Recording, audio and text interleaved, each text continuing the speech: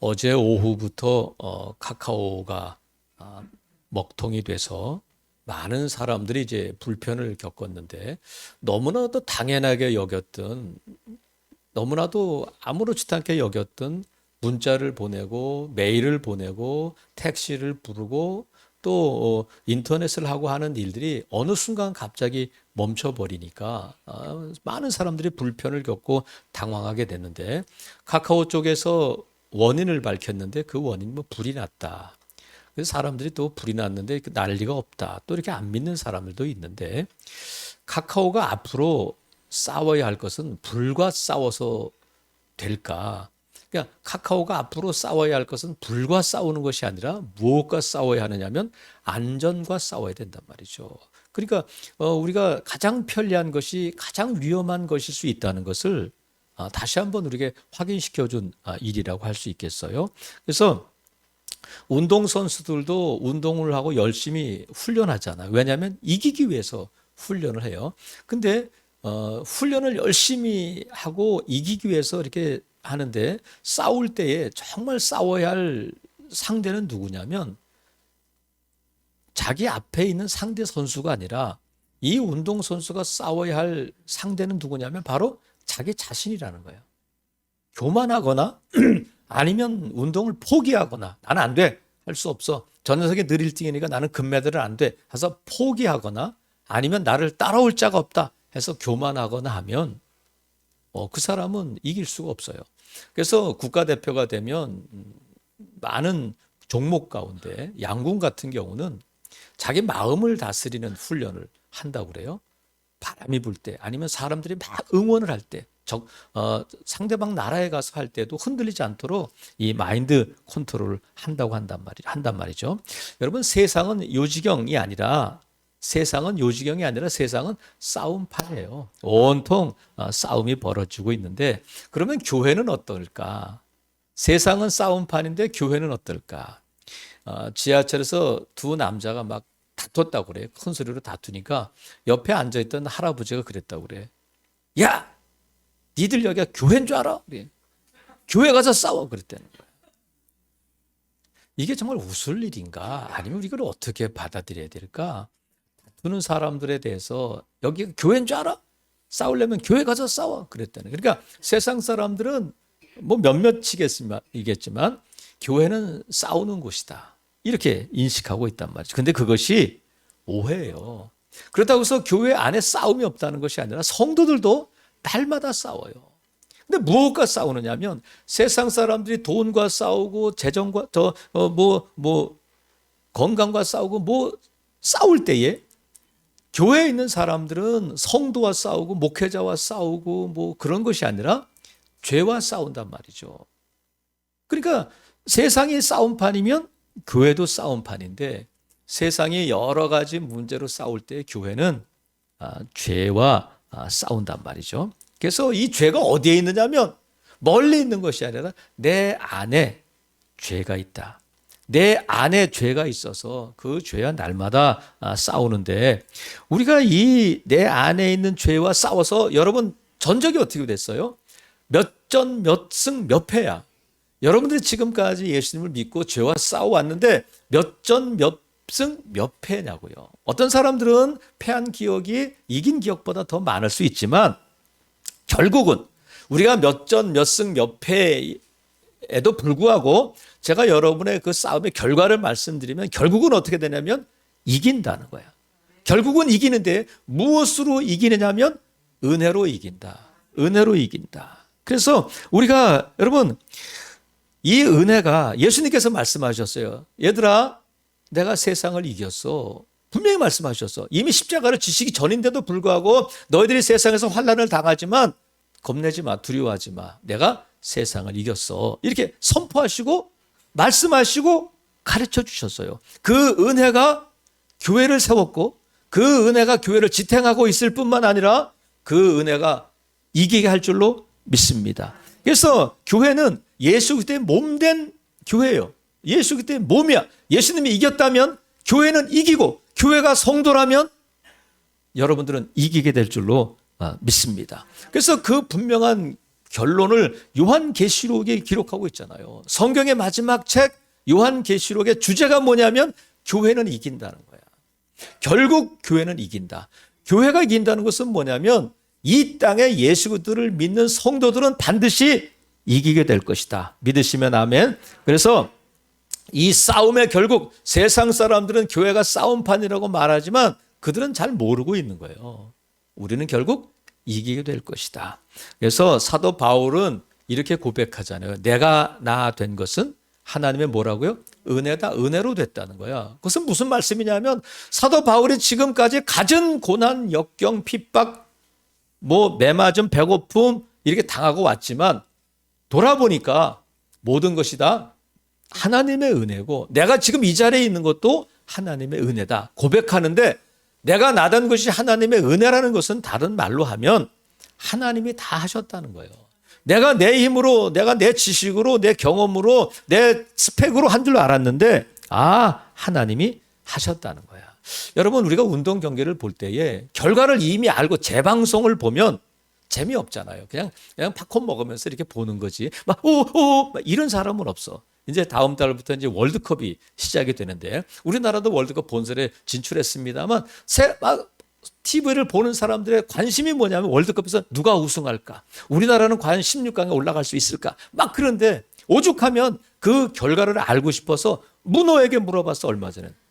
그래가지고 신통한 문어가 있다 그래가지고 여기 나라 이름을 써가지고 놓으면 문어가 이렇게 딱 집으면 그 나라가 이긴다는 거야. 이런 문어 같은 세상에. 그래가지고 그걸 가지고 믿고 도박을 하는 거예요.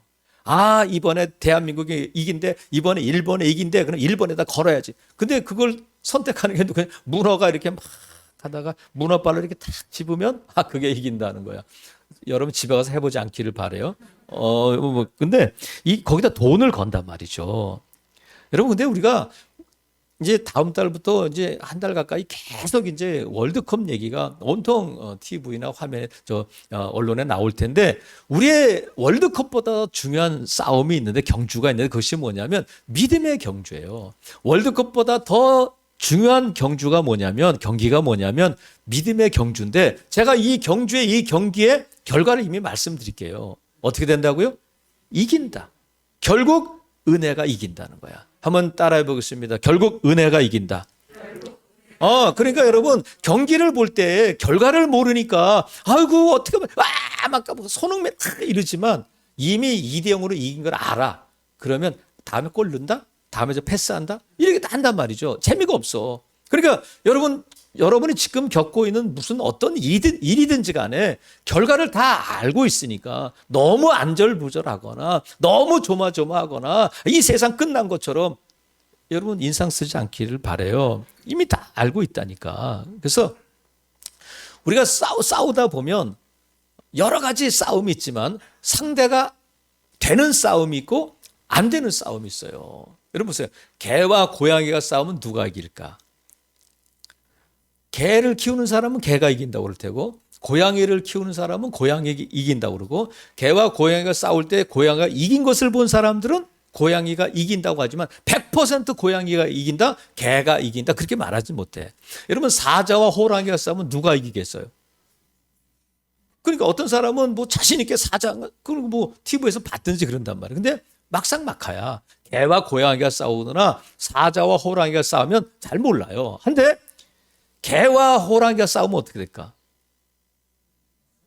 그것도 모르죠? 너무 뻔하잖아. 그러면 고양이와 사자가 싸우면 어떻게 됐어요? 그건 싸움이 안 되는 거야, 이거는.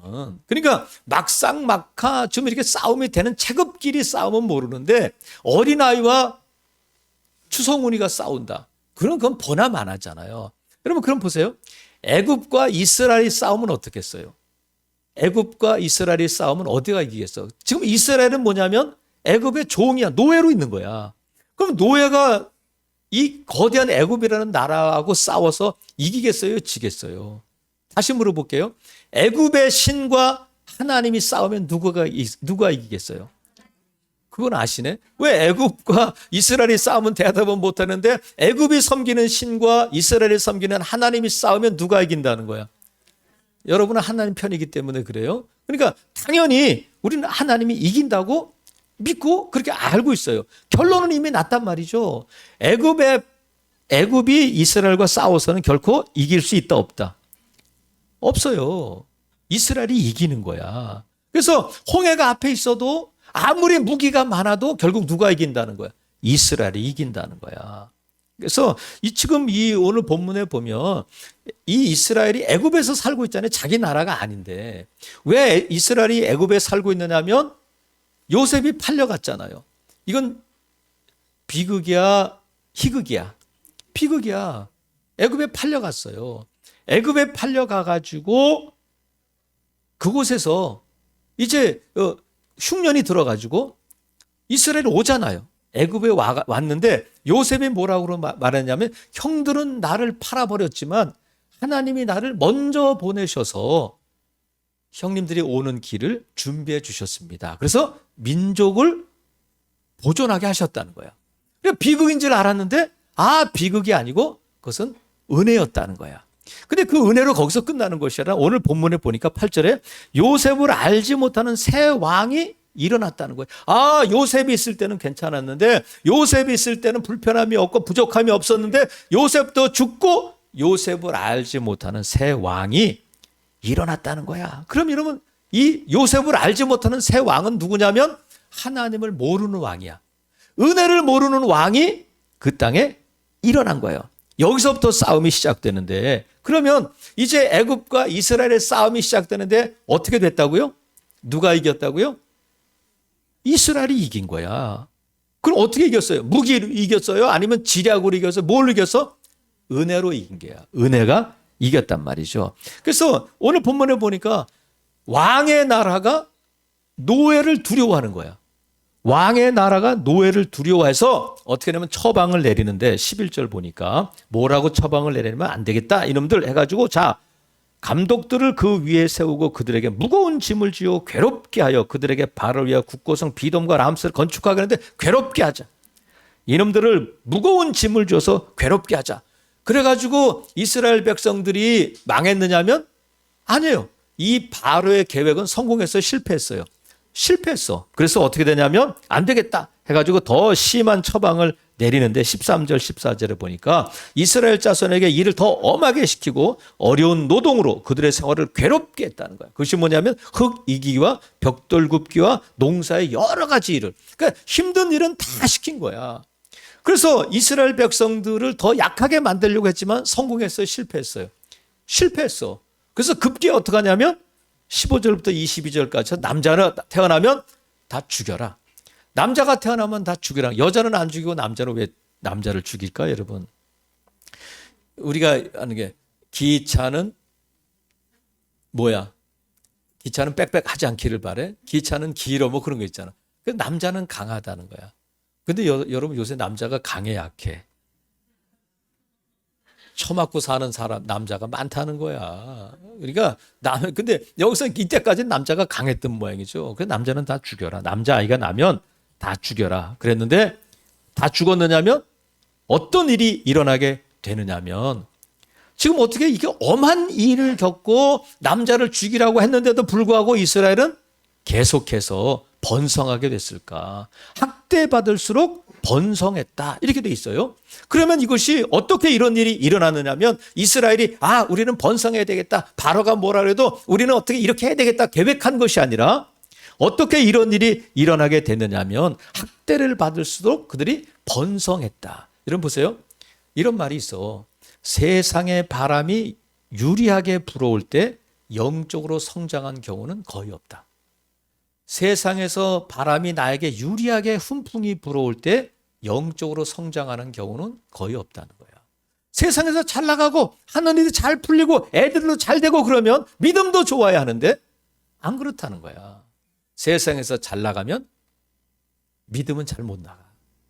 그래서 기독교 역사를 보면 기독교 교회가 세워진 것이 초대교회에 세웠잖아요. 오순절 성령 강림으로 인해서 예루살렘 교회가 세워졌는데 예루살렘 교회, 데살로니가 교회, 빌립보 교회 그 교회들이 어떤 교회였느냐면 우리처럼 예수 잘 믿고 막 주일마다 얼마든지 모여서 찬송하고 예배하고 전도할 수 있는 그런 교회가 아니라 예수님을 전하면 감옥에 가고 목이 잘리기도 하고 또 쫓겨다니기도 하고 그런 세상이었는데 교회가 없어진 것이 아니라 오히려 교회가 견고해졌다는 거야. 데살로니가 교회도 빌립보 교회도 핍박하면 할수록 짓밟으면 짓밟을수록 없어져야 할 교회가 오히려 더 견고해졌다는 거야. 그래서 이렇게 막 핍박을 견뎠던 교회가 313년에 콘스탄틴 황제에 의해서 밀라노 칙령에 의해서 기독교가 공식 종교로 인정받게 되잖아요. 그런데 그때부터 기독교가 더 불꽃처럼 일어나야 하는데 밀라노 칙령 이후 기독교가 공인된 이후부터 기독교가 쇠퇴하기 시작됐단 말이죠. 그래서 여러분이 지금 오늘 영적으로든지 물질적으로든지 아니면 여러 가지 어려움이 있을 때에 그때가 언제냐면 지금이 바로 출애굽의 적기임을 믿으시기를 바랍니다. 내가 어렵고 힘들고 눌리고 있을 때에 그때가 언제냐면 내가 바로 출애굽해야 할 때라는 거야. 그래서 오늘 본문에 있는 것처럼 요셉을 알지 못하는 바로는 누구냐면 은혜를 모른단 말이죠. 그러니까 자신을 믿어, 우상을 믿어요. 자기가 얼마나 대단한 왕인지 자부심을 갖고 있는데 성도는 누구냐면 이 죄된 세상으로부터 탈출한 사람들이 성도란 말이죠. 그래서 세상 사람들이 돈을 의지하고 힘을 의지하고 사람을 의지할 때에 이 세상에서 탈출한 사람들은 그것을 의지하는 것이 아니라 믿음을 의지하고 은혜를 선택한 사람들이 성도들이고 저와 여러분인 줄로 믿습니다. 그 대표적인 거 오늘 1장에 나오는 것처럼 15절에 보세요. 15절에 보면 애굽 왕이 히브리 산파 십브라라 하는 사람과 부하라 하는 사람에게 말하여 이르되 야 십브라와 부하라고 하는 산파를 불러서 그러니까 이 히브리 사람 중에 산파가 2명만 있는 것이 아니라 대표적인 경우겠죠. 그래서 불러가지고는 너희들은 앞으로 히브리 여인들이 애를 낳을 때 가서 애를 받아줄 때에 남자면 그냥 죽여라. 바울의 왕의 명을 어기면 어떻게 되겠어요? 죽는 거거든요. 근데 이 히브리 산파 십브라와 부하가 왕의 말을 듣지 않고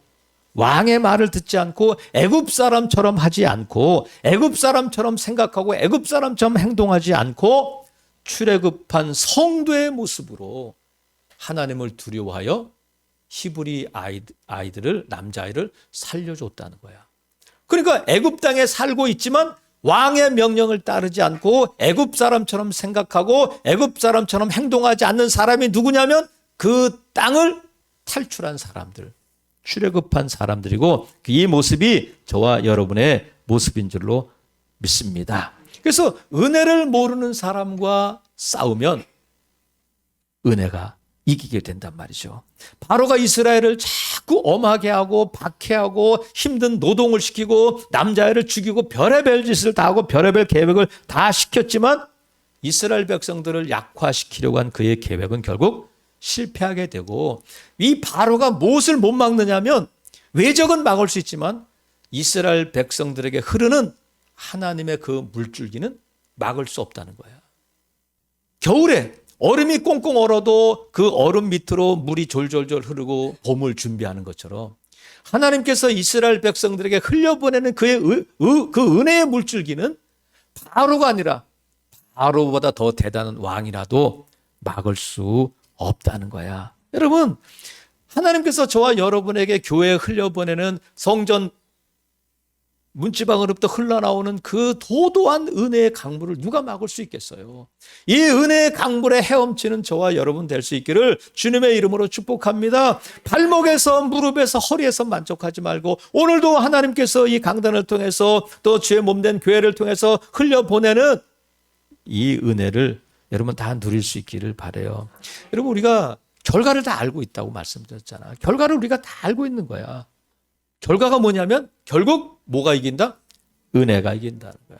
결국 은혜가 이기는데 왜 결국 은혜가 이기는 것을 우리가 알 수 있느냐면 하나님이 말씀하셨어요. 나는 너희들이 어떤 환경, 어떤 상황에 있다 할지라도 합력하여 선을 이룰 것이다.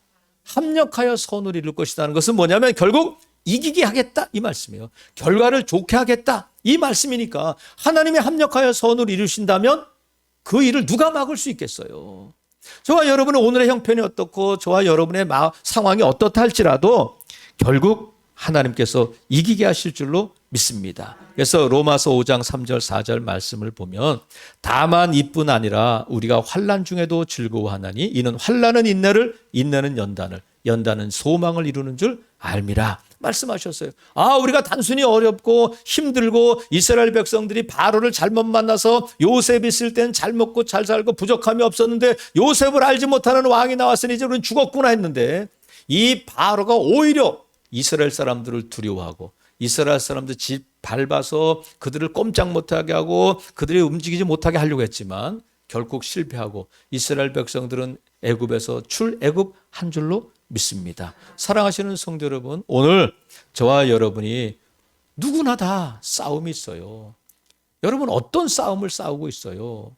저와 여러분 우리의 싸움은 혈과 육에 속한 것이 아니라 하늘의 공중의 권세 잡은 자 악한 영들과의 싸움인 줄로 우리는 믿습니다. 그래서 우리의 싸움은 은혜가 이기게 되고 믿음이 이기는 싸움이에요. 내 힘으로 내 능력으로 내 계획으로 내 경험으로 싸워서 이길 수 있는 싸움이 아니란 말이죠. 어떤 분은 재정과 싸울 수 있어요. 어떤 사람은 건강과, 어떤 사람은 과거와, 어떤 사람은 상처와, 어떤 사람은 미움과 여러 가지로 싸움이 있을 수 있지만 여러분 내 힘으로 되느냐 하면 안 된단 말이죠. 그래서 은혜가 이긴다는 것을 알면 여러분 겸손하게 하나님 앞에 은혜를 구할 수 있기를 바랍니다. 정말 이기기를 원한다면, 정말 이기고 싶다면 하나님 앞에 겸손하게 하나님 은혜 주세요. 은혜 베풀어 주세요. 하나님은 저와 여러분에게 은혜 베푸시기를 원하시는 하나님이신 줄로 믿습니다. 그래서 우리가 내가 할 수 없음을 겸손하게 고백하고 하나님의 은혜를 구할 때에 결국 은혜가 이기게 할 줄로 믿습니다. 그래서 여러분, 저와 여러분은 예수님 말씀하신 것처럼 우리가 결과를 알잖아요. 결국 저와 여러분 이기게 될 줄로 믿습니다. 내 힘으로가 아니라 하나님이 은혜 주신 그 은혜가 결국 우리를 이기게 할 터이니까 여러분 오늘 우리의 상황이 어떻든지 간에 그것 때문에 우리가 너무 흔들리지 않기를 바랍니다. 너무 좌절하거나 너무 낙심하거나 너무 여러분 안타까워하지 않기를 바라요. 우리가 느긋하게 환난은 인내를 잇는 연단을 만들어내는 것을 알고 결국 이기는 싸움이야. 믿으시고 여러분 좀 느긋하게 이 경기를 즐길 수 있기를 바라요. 여러분 우리가 자주 몇 번 말씀드렸잖아요. 앞으로 월드컵 볼 때에 막 긴장해가지고 어떤 심장마비를 일으키기도 하는데 그것보다 더 어려운 싸움은 우리 믿음의 싸움이에요. 살아가시는 성도 여러분, 아무쪼록 결국 이긴 자들로 여러분 이긴 자들로 내가 나 된 것은 하나님의 은혜임을 고백하고 하나님께 영광 돌리는 복된 성도들 되시기를 주님의 이름으로 축복합니다. 아멘.